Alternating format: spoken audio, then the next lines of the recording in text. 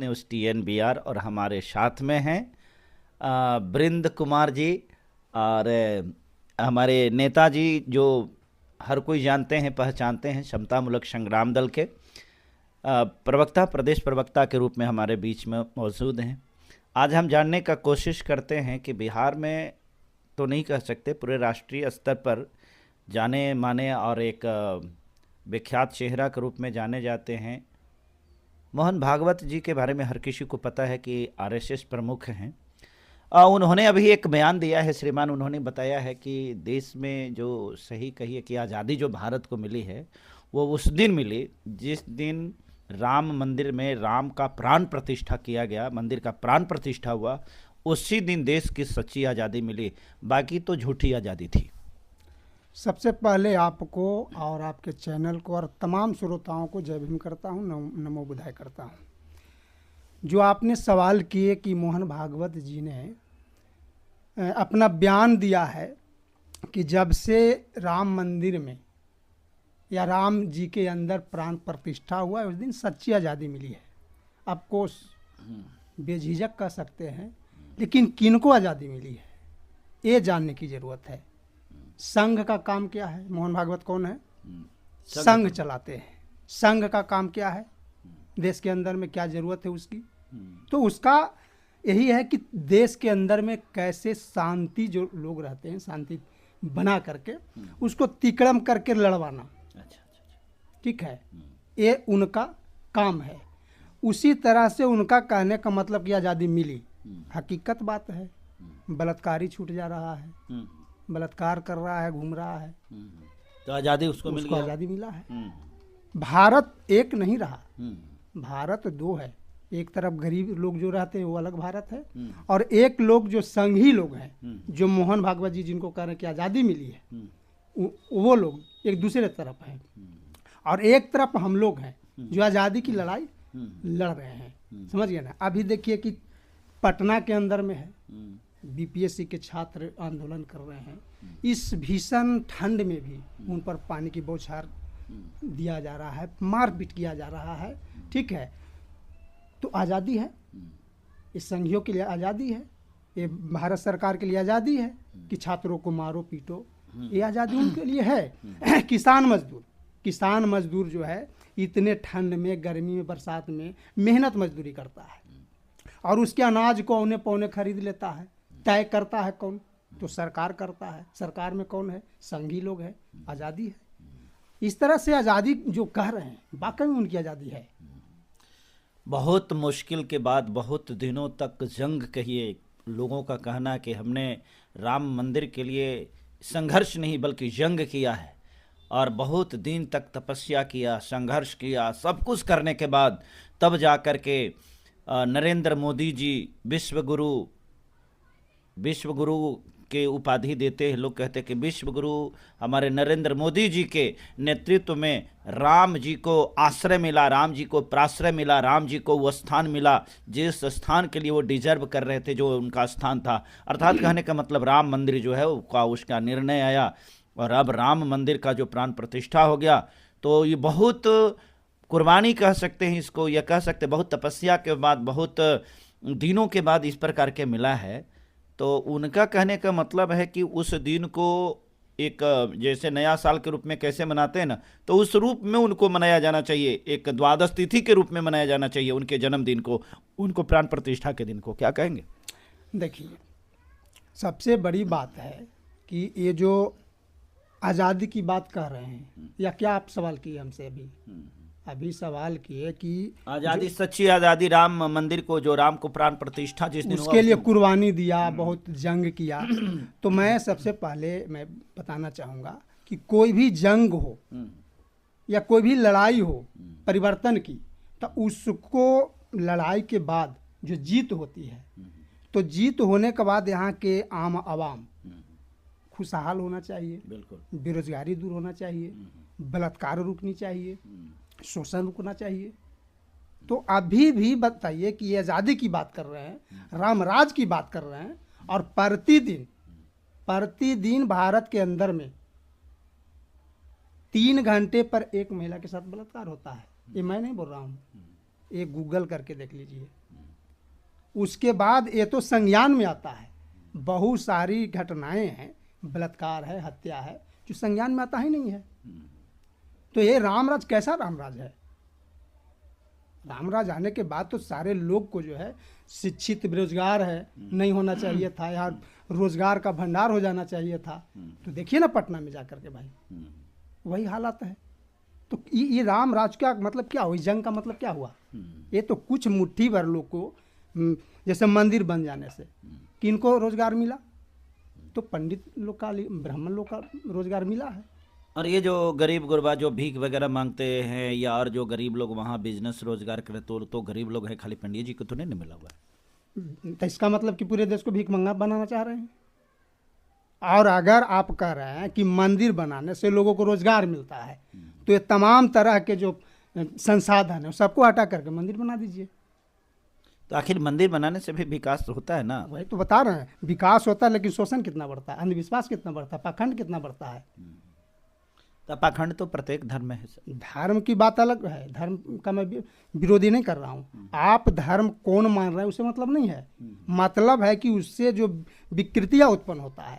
आप दावा कर रहे हैं कि स्वतंत्रता मिली है प्राण प्रतिष्ठा के बाद, तो स्वतंत्रता तो ही तो हम सवाल कर रहे हैं कि यहाँ जो बलात्कार हो रहा है इस पर लगाम क्यों नहीं लगा? इस पर जो प्रतिदिन जो है बेरोजगारों का एक फौज खड़ा हो रहा है, इस पर क्यों नहीं लगाम हो रहा है? ये कहने का मतलब है, रामराज का मतलब है कि बिल्कुल सारे लोग समान तरह से एकदम जो है। तो आप ये बात को नहीं मान रहे हैं कि उस मैंने वो जो राम जी को जन्म प्राण प्रतिष्ठा हुआ उस दिन सच्ची आजादी मिली, आपको नहीं ऐसा मानना है? बिल्कुल, मैं इस जीवन में तो कतई नहीं मानूंगा। तब फिर ये कर मतलब आप कंगना रनौत वाली बात को आप मानते होंगे जो कहे थे कि देश को असली आज़ादी तो 2024 में मिला है, सॉरी 2014 में जब प्रधानमंत्री नरेंद्र मोदी बने तब देश को सच्ची आज़ादी मिली है। ये तो मैंने अलग थोड़े है।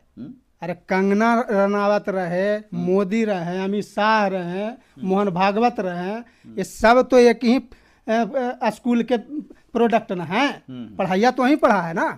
तो नेताजी आप कौन वाला के साथ जाइएगा, कंगना रनौत के साथ में कि मोहन भागवत के साथ में? मोहन भागवत का कहना है कि जिस दिन राम मंदिर को प्राण प्रतिष्ठा हुआ वो दिन देश की सच्ची आजादी मिली, जबकि कंगना रनौत का कहना है कि जिस दिन देश के प्रधानमंत्री नरेंद्र मोदी बने उस दिन देश को सच्ची आजादी मिली। आप किनके साथ? अरे ये लोग जो है इस तरह से कर करके और पूरे देश के लोगों को गुमराह करके रखना चाहता है, जो उसका मुद्दा है उस मुद्दा से भटकाना चाहता है। अभी देखिए हक हकूक की लड़ाई चल रहा है भारत के अंदर में, और इस तरह का बयान आ गया। देखिए मोदी हो, अमित शाह हो या कंगना रनावत हो, ये लोग जब भी कोई भी अगर बयानबाजी करता है तो उसके पीछे बहुत बड़ा राज होता है। ये अध्ययन करने की जरूरत है। अच्छा। जरूर कोई ना कोई खेल होना कर देता है ये लोगों, समझ गए? ये इस पर इसको जो है हम लोग को जो है ना बारीकी से अध्ययन करना चाहिए। अच्छा। कि जब भी कोई आया इन लोग का बयान तो जरूर समझिए कुछ ना कुछ सब तिकड़म कर रहा है अंदर अंदर। तो आप कह रहे हैं कि मोहन भागवत जी तिकड़म कर रहे हैं? मोहन भागवत जी तिकड़म मैंने ये बयान दिए है ना, इसके अंदर जरूर कोई ना कोई मामला होगा, समझिए ना, कोई ऐसा मामला होगा जो जनता को उलझाने वाली होगा, उलझल रहा होगा। इधर बिल पास अभी एक बयान आया था, अमित शाह का बयान आया था, बहुत चर्चित भी हुआ, आंदोलन भी हुआ, उस पर लोगों का प्रतिकार भी किया लोगों ने। क्या था वो बयानबाजी के पीछे? क्या था? एक बिल चल रहा था, पता होना चाहिए, बहुत मार्केबल चीज है, समझिए, वन नेशन वन इलेक्शन। ये क्या है? राजतंत्र बनाना चाह रहे हैं ना आप? बिल भी वहां पास हुआ, समझ गया? तो इसी तरह से कोई भी बयान इन लोग का है तो उसको इग्नोर नहीं कीजिए, बहुत बारीकी का चीज होता है लोगों को, कुछ ना कुछ तिकड़म होता है इन लोग का। अच्छा चलिए एक आखिरी सवाल पूछ रहे हैं, देश की तरक्की, देश की उन्नति, प्रधानमंत्री जी नरेंद्र मोदी जी के शासन, उनके प्रशासन इत्यादि से देश की तरक्की तो हो रही है, ये तो आप मानेंगे ना? आपको पता है कि वैकेंसी कब से बंद किए हुए हैं मोदी जी? जब से इन्होंने प्रधानमंत्री बना है वैकेंसी बंद ही नहीं किए हैं। जब सरकारी नौकरी में जो था उसको कटौती किया इन्होंने। कई संस्थान जो सरकारी संस्थान था उसको प्राइवेटकरण कर दिया गया। और रोजगार की बात करते, प्रगति की बात करते, प्रगति हुआ है, कुछ लोग को हुआ है। जिस तरह से लोग बोल रहे हैं ना कि सच्ची आज़ादी मिला है राम जी के प्राण प्रतिष्ठा में, उसी तरह से मोदी जी जब से आए हैं ना, तो कुछ लोग का रियल में है जो मालामाल हो गया, मुट्ठी चंद लोग जो है मालामाल हो गया है, मुट्ठी भर लोग, बाकी तो वही है। बद से बदतर हो गया स्थिति पूरे देश के अंदर में। तो इस बार मोहन भागवत जी के अनुसार जो है, जिस दिन राम जी का प्राण प्रतिष्ठा हुआ है, तो उसको एक वार्षिकोत्सव के रूप में मनाया जाना है। उसमें निमंत्रण वगैरह आपको अगर आएगा तो जाइएगा कि नहीं जाइएगा? हम कहला जाएंगे, हमको क्या जरूरत है वहाँ, हम क्या अकेले जाएंगे? आप राम के नहीं? हम बिल्कुल नहीं मानते हैं, बिल्कुल नहीं मानते हैं कि जो पत्थर में कोई प्राण फूंक देगा। अगर कोई फूंक देता है ना, तो मैं दावा करता हूँ, मैं मांग करता हूँ कि वो ऐसे लोग को जो प्राण प्रतिष्ठा देता है, तो उसको जो है ना पोस्टमास्टर घर में नौकरी दे दो, अब 5 लाख रुपया उसको वेतन दे दो, वो प्राण फूकेगा। मरा हुआ में प्राण कैसे फूक देगा जी? लीजिए, अभी कहना जब पत्थर में प्राण फूक सकता है तो मर में क्या ना फूकेगा? तो पत्थर में प्राण मंत्र से न फूकेंगे, वो एक परंपरा न चला रहा है, तो इसमें भी परंपरा चला देना। ये तो ये सोचने वाली बात है कि पत्थर कभी उसको जो है, मैंने आदमी कुछ करेगा तो हो सकता है, ठीक है, और एक आदमी जो मैंने सब कुछ किया है, सांस लिया है, खाना खाया है, चला है, फिरा है, काम किया है और मर गया, तो इसमें तो जल्दी प्राण दे देना चाहिए ना, उसको आजीवित हो जाएगा। हम तो मांग करते हैं कि उसको 5 लाख रुपया और एकदम फुल एसी वाला जो है ना उसको मिलना चाहिए, कमरा, गाड़ी मिलना चाहिए एसी वाला, उसको नौकरी पक्का करे सरकार, काहे के लिए बैठा हुआ है। मोहन भागवत जी को आप कुछ कहना चाहेंगे कि भाई ऐसा बयान क्यों दिए हैं? ना, मोहन भागवत जी को यही कहना चाहेंगे कि अब आपको संन्यास ले लेना चाहिए और विज्ञान की तरफ बढ़ना चाहिए, क्योंकि विज्ञान से देश चलता है, दुनिया चलता है। ये अभी जो है 21वीं सदी चल रहा है, इसीलिए विज्ञान की तरफ आना चाहिए उनको। अच्छा, हाँ, ये आपका सलाह जी।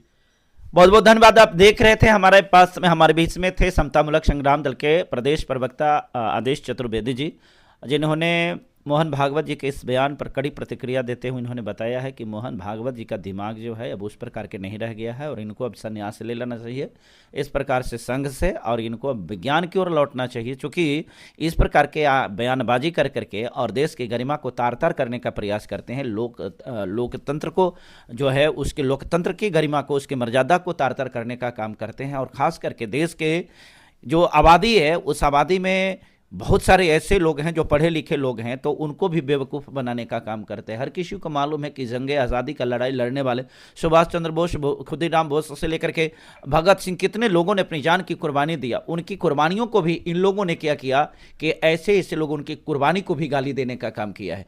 आपका इस पर क्या प्रतिक्रिया है? आप अपनी प्रतिक्रिया को ज़रूर लिखिएगा कमेंट बॉक्स में, गाली ही सही लेकिन लिखिएगा जरूर। हम आपसे ज़रूर यह वादा करते हैं कि इसी प्रकार के खबरों के साथ हम आपके बीच में मुखातिब होते चलेंगे।